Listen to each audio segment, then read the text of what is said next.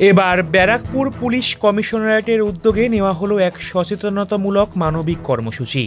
সম্প্রতি সোশ্যাল মিডিয়ায় একটি ভিডিও পোস্ট করা হয়েছে ব্যারাকপুর পুলিশ কমিশনারেটের পক্ষ থেকে, যেখানে দেখা যাচ্ছে কিছু যুবক কল্যাণী এক্সপ্রেসওয়েতে বাইকের স্টান্টরত অবস্থায় বেপরোয়া গতিতে বাইক চালানোর একটি ভিডিও প্রকাশ্যে আপলোড করেছে।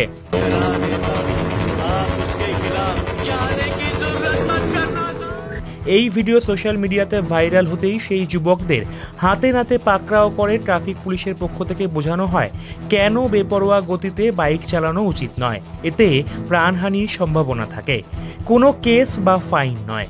সম্পূর্ণ বন্ধুত্বপূর্ণ সহাবস্থানে ট্রাফিক পুলিশকে সাথে নিয়ে সন্তান সম হিসেবে এই মানবিক উদ্যোগ দেখা গেল পুলিশ আধিকারিকদের মধ্যে।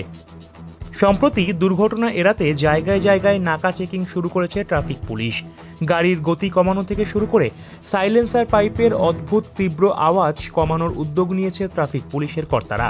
ফলত প্রায়শই বিভিন্ন কর্মসূচির মধ্য দিয়ে তারা পথ চলতি নাগরিকদের সচেতনতার বার্তাই প্রদান করছেন। এইবার সেরকমই সোশ্যাল মিডিয়ায় একটি ভিডিওতে সচেতনতার বার্তা তুলে ধরেছেন ব্যারাকপুর পুলিশ কমিশনারেটের আধিকারিকরা।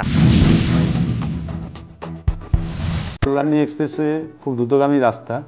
এখানে এলাকার বেশ কিছু কম বয়সী যুবক এরা এই রাস্তাতে বাইকটাকে নিয়ে অনেক সময় স্ট্যান্ডবাজি করে এবং নিজেরা দুর্ঘটনার শিকার হয় এবং অন্যকেও দুর্ঘটনার মধ্যে ফেলে। আমরা এদের খোঁজ করতে করতে এই ফেসবুক পেজ থেকে বেশ কয়েকদিনের সন্ধান পেয়েছি। বাবার নাম মুকুল দাস। আমি ব্যারাকপুর পুলিশ কমিশনারেটের অন্তর্গত নিমতা থানার এলাকায় বসবাস করি। আমি এবং আমার কিছু বন্ধুবান্ধব মিলে বিগত বেশ কয়েকদিন ধরে কল্যাণী এক্সপ্রেস ও কিছু তার আশেপাশের রাস্তায় বেপরোয়াভাবে বাইক চালানোর ভিডিও ও কিছু স্টান্ট ভিডিও সোশ্যাল মিডিয়ায় পোস্ট করি এবং অভিভাবকদের সামনে এই সমস্ত কম বয়সী ছেলেদেরকে আমরা বুঝিয়েছি যে কেন জোরে বাইক চালানো উচিত নয় এবং কিছু ভালো মানুষ আমাদেরকে ডেকে বোঝান এবং আমরা আমাদের ভুল বুঝতে পারি।